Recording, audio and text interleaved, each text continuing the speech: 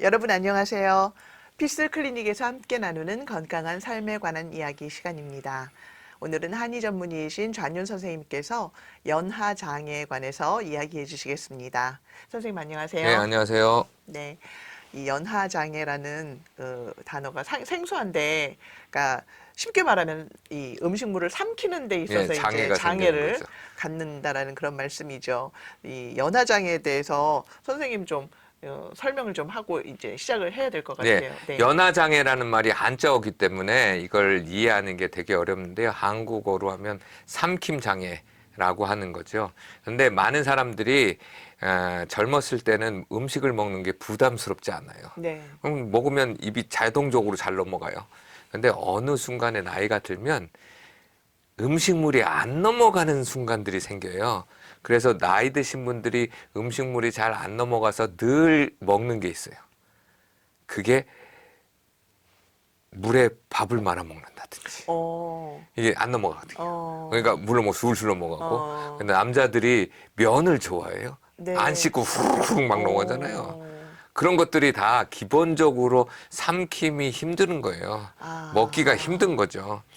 그런데 이게 이제 연하장애라고 하는 측면에서 발전을 시작하면 어려운 문제들이 이제 점점 많아집니다.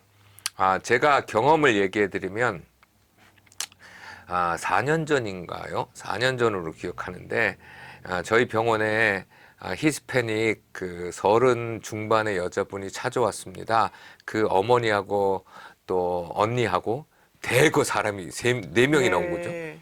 그래갖고 왜 왔냐 하니까 나보러 이러는 거예요. 자기가 지금 2주 동안 음식을 아무것도 못 먹었대요. 어, 근데 물도 넘어가지 않는다는 거예요. 어, 넘길 수가 없다는 거예요. 그래서 지금 병원에 갔는데 어떤 조치도 못 해주고 괜히 약도 못 먹는데 어떻게 약을 먹으라고 그렇죠. 그러고. 그래서 지금 죽을 맛이다고 이거를 혹시 침으로 고칠 수 있느냐고. 그래서 제가 고칠 수 있다. 그때는 별로 실력이 없었습니다. 실력이 없으면 자신감이 충만해요. 그래서 아는 게 몇 가지가 없으니까. 뭐든지 고칠 수 있다. 예, 실력이 없으셨을 때.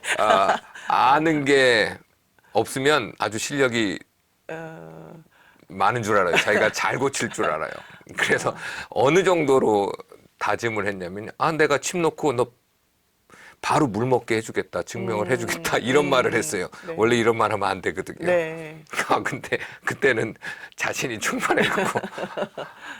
그리고 그런데 또 하나님이 도우셨는지 몰라도 목에다 이제 깊숙이 자침을 하고 물을 먹게 했어요. 네. 물이 넘어가요. 오, 그래서 그 여자가 울더라고요.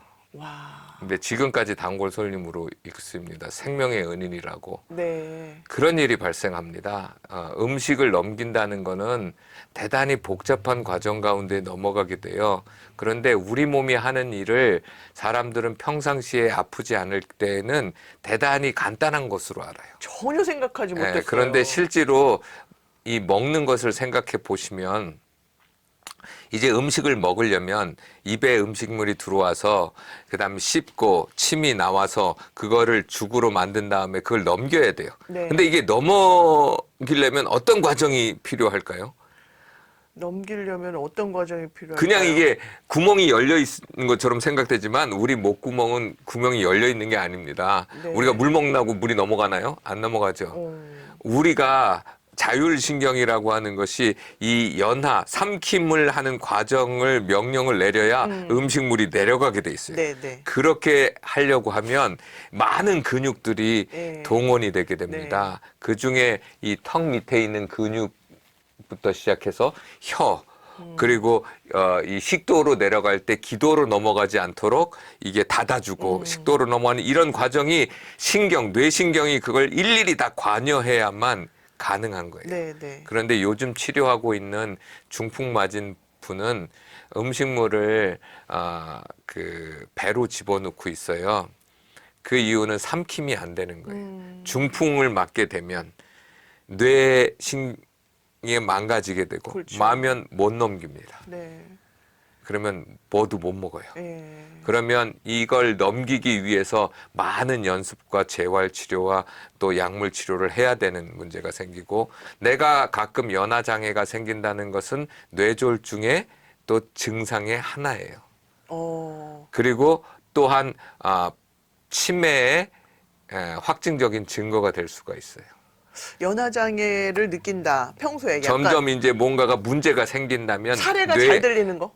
사례가 잘 들리는 것도 거기에 속해 될 수 있어요. 오. 그래서 그것은 이게 심하면 이 연화장애 전문의들이 있거든요. 네. 그때 이제 엑스레이를 로 찍는데, 그 엑스레이는 보통 엑스레이나 동영상이 가능한 엑스레이를 찍게 됩니다. 네. VFS인가? 네. 그거를 찍게 되는데, 움직임을 보면서 보면서 예, 이제 예. 하는지 하게 보게 되기 때문에, 이 연화 장애가 있다는 것을 판단할 때 이게 단순한 연화 장애 스트레스성으로 일어난 건지 아니면 뇌 졸중이나 아니면 치매의 원인이 되는 방식으로 발전하고 있는지를 한번 생각해야 되는데, 너무 겁내실 필요 없고요. 네. 대부분의 사례가 드는 거나 이런 것들은 대부분 문제가 안 되고 스트레스성 때문에 발생하는 거고요. 그중에 뭐 1, 2%만 그런 치매나 뇌졸중의 문제가 있고요. 실제로 중풍을 맞으면 무조건 연화 장애가 생깁니다.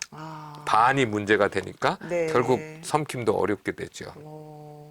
연화 장애도 우습게 볼 게 아니라 자꾸 내가 밥을 먹는데 혹은 물을 먹는데 뭔가 문제가 생겼다면 한 번쯤은 자기 자신을 돌아보고 내가 요즘 너무 스트레스를 받고 있지 않은지, 내가 목과 턱에 있는 근육들이 너무나 경직된 생활을 하고 있는 건 아닌지 한번 생각해 보는 시간을 가질 때 우리 몸이 스스로 고칠 수 있도록 하는 거고, 그 고칠 수 있는 첫 번째 우선이 약이 아니라 음식입니다. 네. 내가 먹고 있는 음식이 어떤 음식이었는가를 돌아보는 것이 치료하는 데 도움이 대단히 많이 돼요. 따라서 연화장애를 설명할 때 비만이 있거나 스트레스를 많이 받거나 나쁜 환경 호르몬에 노출이 많거나 불면증이 걸려 있거나 변비에 걸려 있거나 이런 문제들이 있을 때 연화장애들이 많이 발생하고, 특별히 여성분들에게 나타나는 매핵기라고 그래서 목이 걸린 듯한 느낌, 이런 느낌도 발전을 하게 되면 연화장애로 갈 경우가 많이 있습니다. 네. 따라서 이 삼킴의 문제는 쉬운 게 아니고, 우리가 물을 못 먹을 정도로 연화장애가 있는 사람도 있다는 사실을 깨닫고 다시 한번 몸의 소리를 듣는 것이 중요하다고 생각합니다. 네. 이 연화 장애 때문에 그러면 다른 또 질병이 파생될 수도 있을 것 같아요, 선생님. 예, 그렇죠? 많죠. 예. 뭐 음식물이 이제 식도로 안 넘어가고 이제 기도로 넘어가면 때 이제 바로 폐질환으로 이제 그렇죠. 오게 그게 돼서. 가장 예. 많이 나타나는 증상인데요. 네. 연화 장애는 증상이 나타나는 사람도 있고 또 안 나타나는 사람이 있어요. 안 나타나는 경우는 어떻게? 증상을 못 느끼는 거죠. 그런데 폐렴이 걸려보면 나중에 알고 보니까 이게 무증상 연화 장애인 거예요. 와. 그래서 그 아까 비디오 그 엑스레이를 찍어보면, 동영상 엑스레이 찍어보면 음식물이 여기 남아있다가 폐로 쪽으로 들어가는 거예요. 그러니까 예를 들면 사례가 걸렸는데도 오히려 기침을 안 하시는 경우. 네, 그렇죠. 못 느끼는 거죠, 몸이. 그러니까 여기에 더 걸려 있는 무섭네요. 거죠. 네. 그러니까 연화장애가 되게 어려운 이유가, 모든 질병에서 가장 어려운 게 뭐냐면 증상이 나타나는 병은 쉬워요. 오히려. 예. 근데 몸에 증상이 안 나타나. 그게 맞아요. 그러면 그거는 나중에 큰 병으로 나타나고, 그렇죠. 폐렴이 걸리게 되면, 폐혈증이 되면 그냥 죽습니다. 네. 그냥 3-4시간 만에 죽어버려요. 그러니까 폐혈증을 치료하기가 우리는 아직까지는 어렵습니다. 그러니까 폐혈증을 가기 전 단계에서 막아야 되는데, 네. 그때 또 문제가 항생제에 저항성을 갖고 있는 사람이면 이게 또 황당하게 된 거예요. 평상시에 항생제를 많이 먹은 사람은 정말 급할 때 네. 쓸 수 있는 항생제가 없는 거예요. 네. 내성이 생겨서. 내성이 생겨서. 그러면 돌아가시게 되죠. 지금은 이제 연화 장애로 인해서 파생될 수 있는 그 제2의 질환들을 이제 제가 여쭤봤는데, 반대로 알츠하이머나 뭐 네. 뇌졸중 그리고 또 파킨슨씨 병 같이 이렇게 이 신경과 뇌를 손상하게 될 때 또 이제 연화 장애가 따라오잖아요. 오죠. 예. 이런 경우는 정말 치료하시기가 어려울 것 같아요. 그때는 이제 할 수 있는 게 뭐냐면 삼킴이라고 하는 이 작용을 네. 도와줄 수 있는 물리 치료나 만약에 이제 이 굉장히 어려운데요. 네. 턱 근육 아래에 있는 근육들이 약해지면 음식물을 삼키지 못합니다. 네. 그러니까 턱 근육을 강화시킬 수 있거나 아니면 자율신경이 이 삼킴의 작용을 잘할 수 있는 신경로를 근육이 누르고 있거나 영양을 공급해주지 못하면 목의 구조를 바로 잡아준다든지 그리고 또 그 삼킴 장애가 됐을 때 이 자꾸 그 기도로 넘어가는 걸 막기 위해서 먹는 음식을 이제 이렇게 약을 넣어서 이렇게 점액성을 만드는 양방약이 있는데 그런 거를 또 하는 방법도 있는데 그런 것들을 해서 도와주는 것이지 치료를 할 수 있는 상황은 이미 네, 머리가 그렇죠. 망가졌기 때문에 어렵습니다. 그래서 그런 재활 치료나 네. 또 아까 말한 침을 통해서 우리에 있는 깊숙하 있는 근육들의 경직을 풀어주거나 신경을 자극해서 운동성을 좀 확보시켜서 할 수 있는 방법들로 도움을 주고 있죠. 네.